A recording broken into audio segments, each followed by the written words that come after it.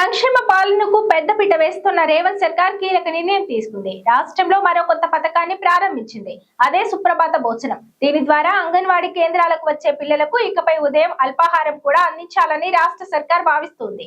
ఇప్పటికే అంగన్వాడీ కేంద్రాల్లో పిల్లలకు మధ్యాహ్న భోజనం, పాలు, గుడ్డు ఇస్తుండగా ఇకపై ఉదయం అల్పాహారం కూడా వడ్డించనున్నారు. దీంతో పాటు హైదరాబాద్ నగరంలో వర్కింగ్ ఉమెన్స్ కోసం 2 ఉమెన్స్ హాస్టల్స్ నిర్మించేందుకు రేవంత్ సర్కార్ ముందుకు వచ్చింది. నాంపల్లి ఐసిడిఎస్ ప్రాజెక్టు పరిధిలో భాగంగా కోటి ఇసామియా బజార్ ఎఫ్జే లేన్స్ లో కొత్తగా ఫ్రీ ఫ్యాబ్రికేటెడ్ అంగన్వాడీ కేంద్రాన్ని ఏర్పాటు చేశారు. ఈ క్రమంలో మంగళవారం రాష్ట్ర స్త్రీ శిశు సంక్షేమ శాఖ మంత్రి సీతక్క ఈ అంగన్వాడీ కేంద్రాన్ని ప్రారంభించారు.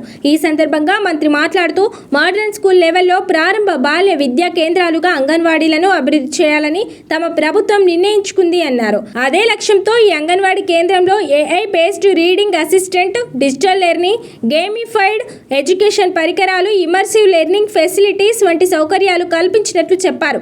ఇప్పటికే అంగన్వాడీ పిల్లలకు యూనిఫామ్లు ఇస్తున్నామని తెలిపారు. అలాగే అంగన్వాడీ కేంద్రాలకు వచ్చే పిల్లలకు పాలు పంపిణీ చేసే పైలట్ కార్యక్రమాన్ని ములుగు జిల్లాలో ప్రారంభించామని తెలిపారు. త్వరలోనే దీన్ని ఇతర జిల్లాలకు విస్తరిస్తామన్నారు. దీంతో పాటు సుప్రభాత భోజనం కింద అంగన్వాడీ పిల్లలకు టిఫిన్స్ పెట్టించేందుకు ప్రభుత్వం నిర్ణయం తీసుకుందని, త్వరలోనే ఈ కార్యక్రమాన్ని అమలు చేసేందుకు చర్యలు తీసుకుంటామన్నారు. తెలంగాణ ప్రభుత్వం వర్కింగ్ ఉమెన్స్ కోసం జూబ్లీహిల్స్ పరిధిలోని రహమత్ నగర్ డివిజన్ లో 20 కోట్లతో హాస్టల్స్ నిర్మించబోతోంది. ఈ క్రమంలో మంగళవారం జూబ్లీహిల్స్ ఎమ్మెల్యే మాగంటి గోపీనాథ్ తో కలిసి అక్కడి ఎమ్మెల్యేతో కలిసి మంత్రి సీతక్క ఈ హాస్టల్ భవనాలకు శంకుస్థాపన చేశారు. అనంతరం సీతక్క మాట్లాడుతూ రాష్ట్రంలో 16 వర్కింగ్ ఉమెన్స్ హాస్టల్స్ మంజూరయ్యాయని, ఇందులో హైదరాబాద్ జిల్లాకు 4 కేటాయించామన్నారు. వీటిలో కేవలం జూబ్లీహిల్స్ నియోజకవర్గంలోనే 2 వర్కింగ్ ఉమెన్స్ హాస్టల్ భవనాలు నిర్మించనున్నట్లు మంత్రి సీతక్క వెల్లడించారు.